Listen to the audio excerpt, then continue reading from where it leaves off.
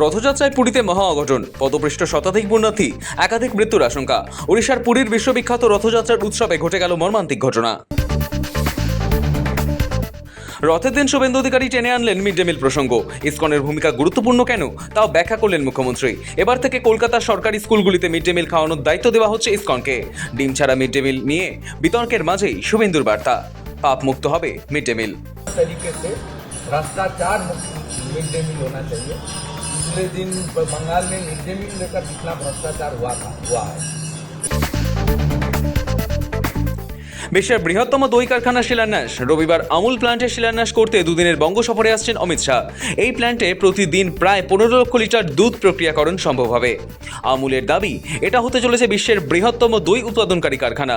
প্রতিদিন প্রায় 10 লক্ষ কেজি দই এবং অন্যান্য ফার্মেন্টেড ডেয়ারি পণ্য উৎপাদন করা সম্ভব। রথযাত্রার পুণ্যতিথিতেই বঙ্গ রাজনীতি আন্দোলিত। কালীঘাটের দড়িতে হ্যাচকা টান দিয়ে রাজ্যসভার সাংসদ পদ ছাড়লেন কোয়েল মল্লিক। ইস্তফার পরই বিজেপি নেতা ভূপেন্দ্র যাদবের সঙ্গে সাক্ষাৎ। রঞ্জিত কন্যা পদ্ম শিবিরে যাওয়ার ইঙ্গিত আরও স্পষ্ট।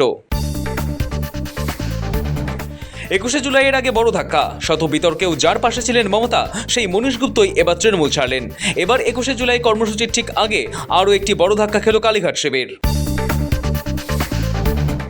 যাদের যাওয়ার 21শে জুলাইয়ের আগেই চলে যান, আপনাদের জন্য বিজেপির প্যাকেজ।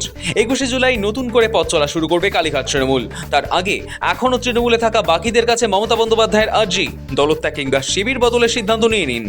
তাদের অনুরোধ করে বলবো, প্লিজ 21শে জুলাইয়ের আগে যার যা সিদ্ধান্ত নেন, যারা বাঁচতে চান জীবনে লোটা কম্বল নিয়ে, তারা দয়া করে যেখানে ইচ্ছে যান। বিজেপির কথা দয়া করে আমরা যে দলটি তৈরি করেছি তাকে কলঙ্ক লিপ্ত করবেন না।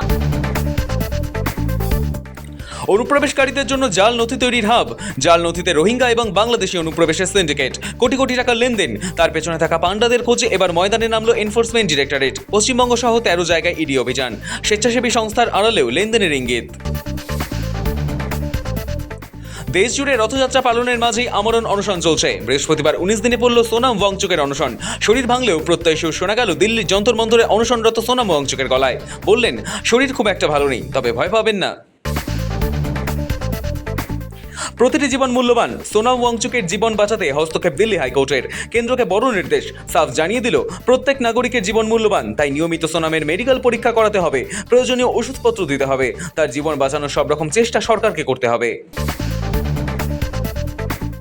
বুলডোজার অ্যাকশনের নিষেধাজ্ঞা নয়, তবে বেছে বেছে নিশানা নয়।